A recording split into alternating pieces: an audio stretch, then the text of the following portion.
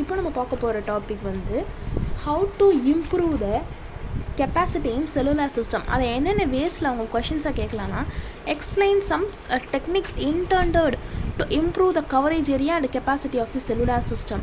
8 மார்க்கில் கேட்கலாம். Explain in detail how to improve coverage and channel capacity in cellular system, direct 16 mark கேட்கலாம்.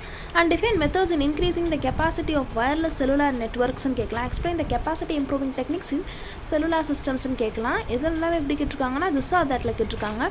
and write the short notes on cell splitting. மொத்தமாக உங்களுக்கு 8 மார்க்கில் கேட்கலாம், அல்லது 3 சேர்த்து 16 மார்க்கில் கேட்கலாம், அல்லது 3 டிவிஷன் இருக்குது. அதில் அந்த 3 டிவிஷன்லையுமே ஒவ்வொரு டிவிஷனும் தனித்தனியாக ஈச் டிவிஷன் 4 மார்க்ஸ் அப்படின்னு சொல்லி கேட்கலாம். ஸோ என்னென்னன்றதை டீட்டெயிலாக பார்க்கலாம். Common techniques used to expand the capacity in cellular system is cell splitting, sectoring and microcell zoning approach. Cell splitting அதாவது வந்து கெப்பாசிட்டி இம்ப்ரூவ் பண்ணணும். அதாவது வந்து என்ன ஆச்சு அப்படின்னா, நாளில் வந்து நம்ம சேனல் வயர்லெஸ்ஸோட இது வந்து இன்க்ரீஸ் ஆக யூசர்ஸும் வந்து இன்க்ரீஸ் ஆகிட்டாங்க, பட் கெப்பாசிட்டி வந்து ரெடியூஸ் ஆகிடுச்சு. இப்போது என்கிட்ட வந்து ஒரு 100 சேனல்ஸ் வந்து ஸ்பெக்ட்ரம் அலோகேட் பண்ணியிருக்காங்க எனக்கு அப்படின்னா, எனக்கு வந்து 100 சேனலுக்கு 100 யூசர் இருந்தால் ஓகே. பட் ஆனால் எனக்கு 100 சேனலுக்கு 150 யூசர்ஸ் வந்து பின்னாடி க்யூவில் நிற்கிறாங்க. 100 சேனல் தான் என்கிட்ட இருக்குது, 150 பேர் வந்து க்யூவில் நிற்கிறாங்க. அப்போ 50 பேர் வந்து எனக்கு இது பண்ண முடியாது, என்னால் சேனல் ப்ரொவைட் பண்ண முடியாது இல்லையா?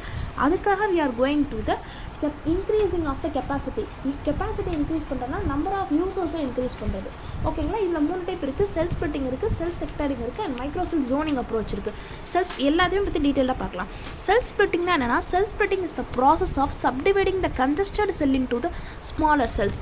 இவனுக்கு இவ்வளோ பெரிய செல்லாக இருந்துச்சு அப்படின்னா எனக்கு வந்து அதில் நிறையா வேஸ்டேஜ் தான் இருக்கும். இவ்வளோ பெரிய செல்லாக இருக்கிறதுக்கு அதனால் வந்து நான் குட்டி குட்டி செல்ஸாக உள்ளே வந்து பிரிப்போம். இந்த உள்ளே குட்டி குட்டியாக பிரிக்கிறோம் அப்படின்னும் போதே உங்களுக்கு வந்து ஒரு அப்ரோச் வந்து ஞாபகம் வந்திருக்கணும். என்ன அப்ரோச் அப்படின்னா umbrella cell approach. Yes, cell is subdivided into smaller cells for the process. It is in its own base station. அதோட ஓன் பேஸ் ஸ்டேஷனில் தான் இருக்குது. ரெடக்ஷன் இன் ஆண்டனாவோட சைஸு, அதோட ஆண்டனாவோட சைஸும் ரெடக்ஷன் ஆகுது. ஸோ ஆண்டனாவோட டிரான்ஸ்மிட்டிங் பவருமே வந்து ரெடக்ஷன் ஆகுது. So splitting the cells into the small size thus more number of cells has to used. ஓகேங்களா? அண்ட் இதில் வந்து இது மெயினாகவே நம்ம எல்லாமே இது பண்ணுறதுக்கு காரணம் CCI, கோ சேனல் இன்டர்ஃபரன்ஸை ரெடியூஸ் பண்ணணும்.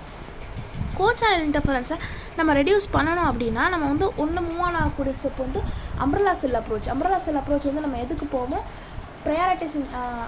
ப்ரையாரிட்டைசிங் ஹேண்ட் ஆஃப் இருக்கு இல்லையா? அந்த ஹேண்ட் ஆஃப் டைப்ஸில் பார்த்தோன்னே அதில் வந்து நம்ம அம்பர்லா செல் அப்ரோச் வந்துட்டு நம்ம பார்த்துருப்போம்.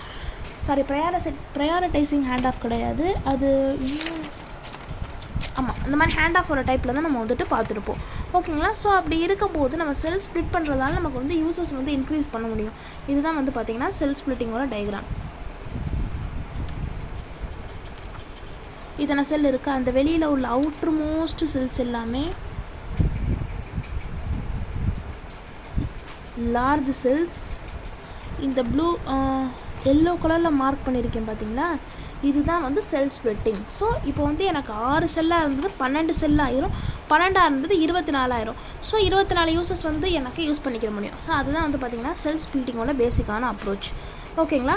இதில் வந்து ஒரு சின்ன ஃபார்முலா மாதிரி இருக்குது. When the new cells radius. அப்போ என்ன ஆகும்னு பார்த்தீங்கன்னா, இதோட இப்போ பெரிய செல் வந்து என்னோடய பெரிய செல் வந்து இவ்வளோ பெருசு இருக்குது எனக்கு.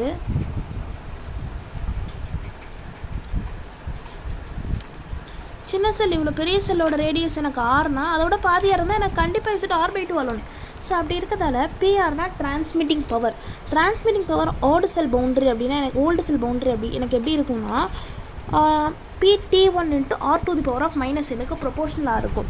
அடுத்து PR power receiving power at the new boundary cell directly proportional to PT2 transmitting power 2 at R/2, அதாவது R/2 ரேடியஸில் பாதி R/2 அப்படி ⁻⁻n. PRனா ரிசீவ்டு பவர், PTனா டிரான்ஸ்மிட்டட் பவர், என்னென்னா பாத் லாஸ் எக்ஸ்போனன்ட் அப்படின்னு சொல்லுவாங்க.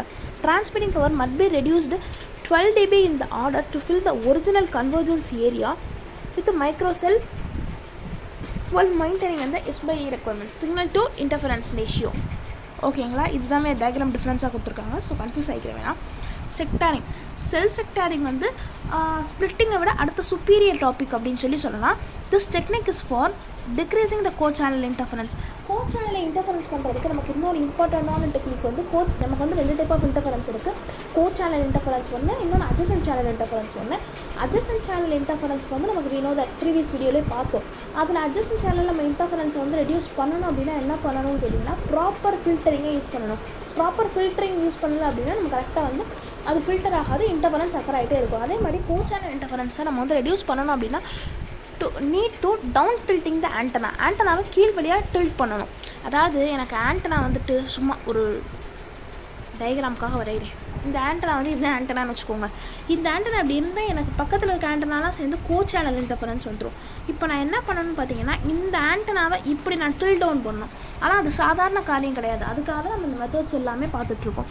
செக்டாரிங்னா one technique for decreasing co channel interference வந்து அப்படின்னா அது வந்து இதுதான். Increasing system capacity by using the directional antenna இது கால்டு செக்டரிங். ஒரு டைரக்ஷனல் ஆண்டனா, டைரக்ஷனலாக ஒரு ஆண்டனா, டைரக்ஷனலாக என்ன சிங்கிள் டைரக்ஷன். ஆம்னி டைரக்ஷனலில் ஆண்டனா இருக்கும். ஆம்னி டைரக்ஷன்னா என்ன, it radiates signal in all direction. எல்லா டைரக்ஷன்லையுமே அது வந்து சிக்னலை வந்து எமிட் பண்ணுச்சு அப்படின்னா அது வந்து ஆம்னி டைரக்ஷன். ஆம்னி கார்னா என்ன, எல்லா பக்கமும் போகக்கூடிய காரை ஆம்னி கார்னு சொல்லுவோம். அதே மாதிரி ஆம்னி டைரக்ஷனல்னால் it emit radiation all direction. It is called omni directional antenna. ஓகேங்களா. அந்த மாதிரி ஆம்னி டைரக்ஷனல் ஆண்டனாவாக அது இருக்கும்போது என்ன பண்ணுறோன்னா இதை ரீப்ளேஸ் பண்ணிவிட்டு சிங்கிள் டைரக்ஷனல் ஆண்டனாவுக்கு பதிலாக செவரல் ஆம்னி டைரக்ஷனல் ஆண்டனாவுக்கு பதிலாக செவரல் ஆம்னி டைரக்ஷனல் ஆண்டனாவை ரீப்ளேஸ் பண்ணுறது மூலிமா செக்டரிங்கை வந்து நம்ம வந்து அக்கர் பண்ண முடியுது அப்படின்னு சொல்கிறாங்க. இதுதான் வந்து செக்டரிங்கான மோஸ்ட் இம்பார்ட்டண்டான ஒரு விஷயம். இதை வந்து ஸ்ப்ளிட் அப் பண்ணுறாங்க. ஓகேங்களா. ஸ்ப்ளிட் அப் பண்ணுறதுல 60 டிகிரி ஜோனிங் இருக்குது, 90 டிகிரி ஜோனிங் இருக்குது, அதுக்கப்புறம் 160 டிகிரி ஜோனிங் இருக்குது. இது மூலிமா கோ சேனல் இன்டர்ஃபரன்ஸ் வரும். அப்புறம் வந்து நம்ம கிளஸ்டரோட சைஸை வந்து நம்ம ரெடியூஸ் பண்ணிக்கலாம் அப்படின்னு சொல்கிறாங்க. இதுதான் பார்த்தீங்கன்னா 120 டிகிரி 3 தான் இருக்குன்னா 120 டிகிரி டிவைடட் பை 3 போட்டோன்னா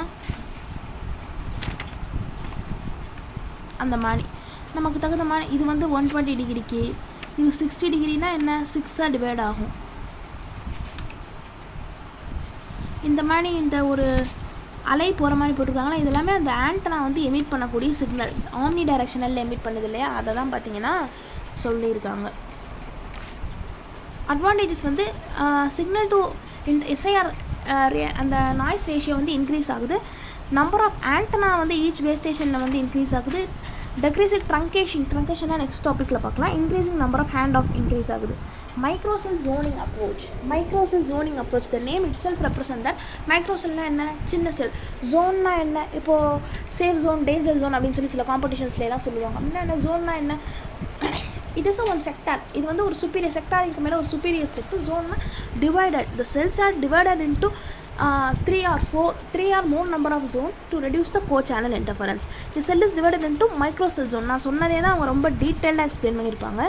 each microcell zone connected the same base station in the coaxial cable. அந்த டயக்ராம் பார்க்கும்போது உங்களுக்கு புரியும். அண்ட் ஃபைபர் ஆப்டிக் கேபிள் அல்லது microwave link. Each zone using a directional antenna, single directional antenna தான் use பண்ணணும். as mobile travel from one zone into another zone, ஒரு ஜோன்லேருந்து mobile another ஜோனுக்கு move ஆகும்போது it retain the same channel சேமாக தான் இருக்கும்.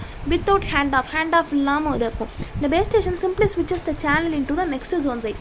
Base station வந்து என்ன பண்ணுன்னா எந்த விதமான ஹேண்ட் ஆஃப் இல்லாமல் சேனலை வந்து மாற்றி விட்டுரும். இதுதான் பார்த்தீங்கன்னா இது mobile is served by the zone by the strongest சிக்னலாக கொடுக்குன்னு சொல்கிறாங்க. இதில் நமக்கு என்னென்ன அட்வான்டேஜஸ் இருக்குது, டைரக்ஷனல் ஆண்டனா யூஸ் பண்ணுறோம், decreased co channel interference, signal quality improve ஆகும், கெப்பாசிட்டி இன்க்ரீஸ் ஆகும். இப்போ அந்த டயக்ராம் பார்த்தீங்கன்னா உங்களுக்கு புரியும். இதுதான் பார்த்தீங்கன்னா ஜோன்ஸ் அப்படின்னு சொல்லுவாங்க. 1 2 3 3 ஜோன் இருக்குது. இந்த மாதிரி இந்த சின்ன கர்வ் மாதிரி கொடுத்துருக்காங்க இல்லையா, இது எல்லாமே டிரான்ஸ்மிட்டர் ரிசீவரோட சிம்பிள். இப்போ என்ன பண்ணுறாங்க, அந்த மைக்ரோசெல்லை பிரித்து கோ சேனல் இன்டர்ஃபரன்ஸ் வராமல் இருக்கிறதுக்காக என்ன பண்ணுறாங்கன்னா ஒரு ஃபைபர் ஆப்டிக் கேபிளோ மைக்ரோவேவ் லிங்கோ அல்லது கோஆக்சியல் கேபிளோ ஏதோ ஒன்று வைக்கிறாங்க. அந்த இடத்துல வச்சு இந்த இருக்குது பார்த்தீங்கன்னா, அந்த இடத்துல மென்ஷன் பண்ணியிருக்காங்க பாருங்கள். மைக்ரோவேவ் ஃபைபர் ஆப்டிக் கேபிள் மூலயமா ஜோன் செலக்டர் மூலயமா பேஸ் ஸ்டேஷன்லேருந்து இப்போ இங்கே நான் கால் பேசிகிட்டே இருக்கேன், இந்த ஜோனுக்குள்ளேருந்து நான் இந்த ஜோனுக்கு உள்ளார மூவ் ஆகுறேன் அப்படின்னா எனக்கு வந்து எந்த விதமான இன்டர்ஃபரன்ஸுமே இல்லாமல் கரெக்டாக நான் அந்த ஜோனுக்கு மூவ் ஆவேன். அப்போ என்னோடய ஆண்டனா எல்லாமே வந்து பர்ஃபெக்டாக இருக்கும். இதை தான் பார்த்தீங்கன்னா இதை வந்து சேனலோட இன்டர்ஃபரன்ஸை ரெடியூஸ் பண்ணுறதுக்காக யூஸ் பண்ணுவோம். To increase the capacity increase ஆகும். ஸோ ஃபஸ்ட் இது வந்து 3 டைப் இருக்குது. செல் ஸ்ப்ளிட்டிங் இருக்குது, செல் செக்டாரிங் இருக்குது, அதுக்கப்புறம் ஜோன் மைக்ரோ ஜோன் அப்ரோச் இருக்குது. இந்த 3 கொஷினுமே ரொம்ப இம்பார்ட்டண்டான கொஷின். 8 மார்க்ஸில் கேட்பாங்க, டைரக்ட் 16 மார்க்லையும் கேட்பாங்க.